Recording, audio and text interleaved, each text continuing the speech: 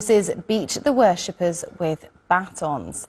Mohammed al-Qassem is in occupied East Jerusalem. Earlier in the programme, Mohammed, we heard that clip from Netanyahu saying he has the support of the Israeli public for his war and hitting back at criticism from Biden. So what is the attitude to the war and to the changing American stance in Israel?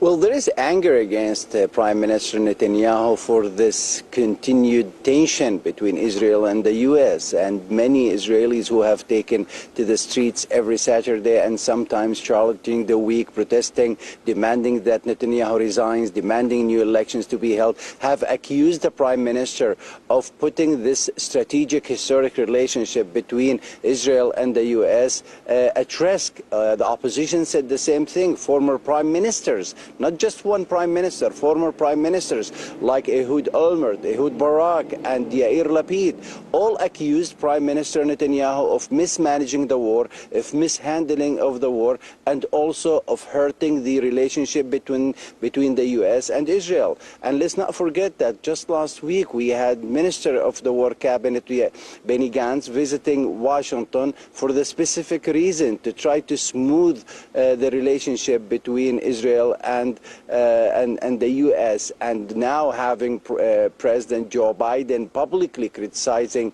Netanyahu, whose ego everyone knows that it's tremendously huge, and he has thin skins and doesn't accept criticism from anyone, has put together this quick interview with Politico, according to Israeli media, to respond to President Biden. But it seems also that Prime Minister Netanyahu have forgotten, or maybe he's dismissing the thousands of Israelis who've been taken to the streets. He's also dismissing one poll after another since October. In fact, we can go as far back as last year with the controversial judicial reforms and the hundreds of thousands of Israelis that took to the streets against those controversial judicial reforms. And since October, the thousands of Israelis, including families and relatives of those captives in Gaza, who have been demonstrating against him. They're not anti-war, but they are definitely against him. And one poll after another proves then that the popularity of Prime Minister Netanyahu is declining steeply. He's been seeing his favorability numbers decrease every single week with every single survey and poll that comes out. Meanwhile, his rival Benny Gantz and others have seen their favorability numbers skyrocket. If elections were to be held today, Prime Minister Netanyahu wouldn't be Prime Minister Netanyahu. At best, he'll be opposition leader Netanyahu in the Israeli Knesset or parliament. So he's trying to deflect blame off of him. He's trying to fight back, push back the criticism from President Biden, saying that Israel will not have anyone dictate on its policies. And also he's claiming that he has a mandate, overwhelming mandate from the Israeli public, even though, again, latest polls and the thousands of people taken to the streets say otherwise, Charlotte. And meanwhile, Mohammed, Israel's war cabinet held a meeting late on Sunday to discuss issues including the incursion into Rafah and security at Al-Aqsa Mosque, which is very near where you are. What do we know came out of this meeting?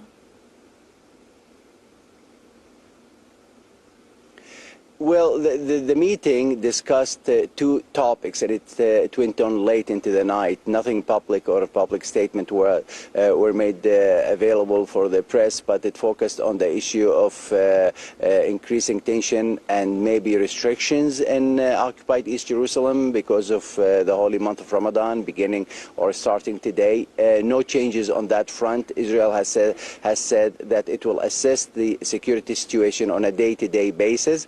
As far as the invasion or planned invasion of Rafah, mum is the word here. No details have been given, despite the fact that Netanyahu has said repeatedly, if a deal is struck between Hamas and Israel, this will only delay the invasion of Rafah. If a deal is not signed between the two, then we could expect this invasion to take place anytime soon, despite the 1.5 internally displaced civilians, Palestinians in Rafah, a city of only 200 150,000 prior to the war in Gaza. And despite the President Joe Biden saying that the Rafah invasion is a red line, it seems that Netanyahu is still intent on going through with his and going forward with his plan of invading Rafah. But no details have been given after the late night war cabinet meeting in Tel Aviv. Charlotte?